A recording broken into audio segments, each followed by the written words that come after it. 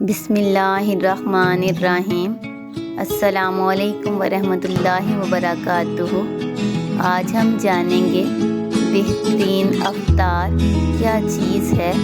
بہترین افطار کھجور اور پانی ہے۔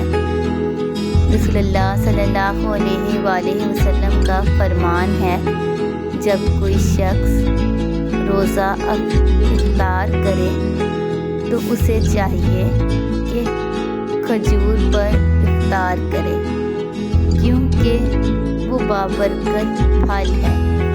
کیا بابرکت پھل ہے؟ کھجور بابرکت پھل ہے۔ اگر اسے کھجور نہ ملے، یعنی کھجور نہ ہو، تو پانی سے افطار کرے، کیونکہ وہ پاکیزہ چیز ہے۔ کیا چیز پاکیزہ ہے؟ پانی پاکیزہ ہے اور کھجور پھل ہے۔